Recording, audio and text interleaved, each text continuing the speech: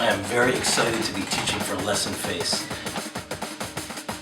My name is Todd Eisler. I'm a drummer and percussionist, and I am from Cleveland, Ohio originally. I've been in New York over 20 years. My ideal student is one who's got the bug, who really loves to play and is intrigued by it. So I'm into a lot of different things, and I wound up, before I even was listening to jazz, I was listening to like Grateful Dead and Frank Zappa, stuff like that, and then those things kind of went a little bit by the wayside when I discovered jazz. And then, ironically enough, many years later, 2008, I got a call from a guy named Mike Worthy who said he got my name from someone who I didn't even know, and he was thinking of me as maybe a percussionist because he had heard I played hand drums, because I have also studied Indian hand drumming and Brazilian and Indian drumming also.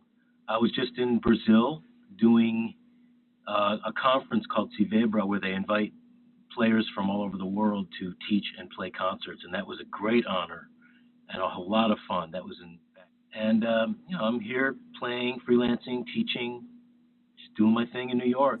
All you really need is, a bass drum, a snare, and a hi-hat for 90% of every beat you can think of. Like, you want to get your rock on, it's just...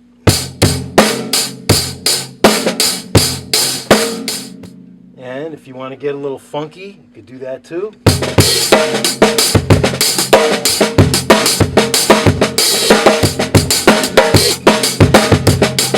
DC go-go beat. 1, 2, 3, 4.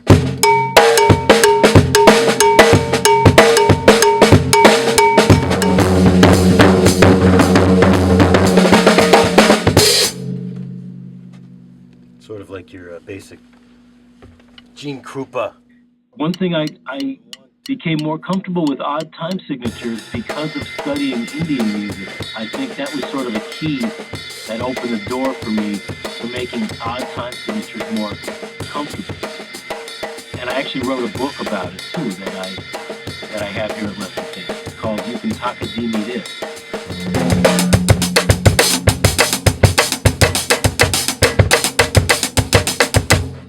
That's like a basic bossa samba. You got samba reggae.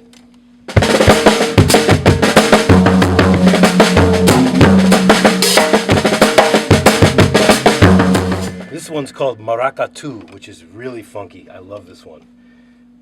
1, 2, 3, 4.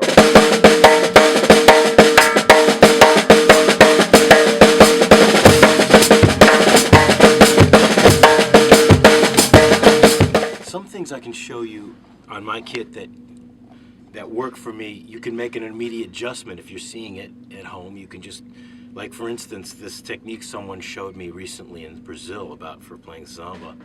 It was to have the sticks on the snare and the hi-hat at the same time. So if your hi-hat's too tall, too high up, you can move it down to about this height, and then you can do this really cool thing that Cesar Machado showed me.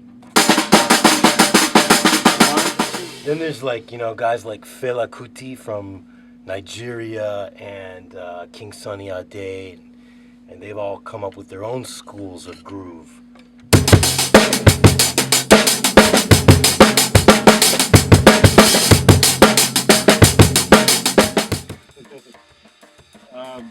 These are all things that we're going to work on. I like to give the student a well-rounded background in all types of music. It just depends what the student's goals are.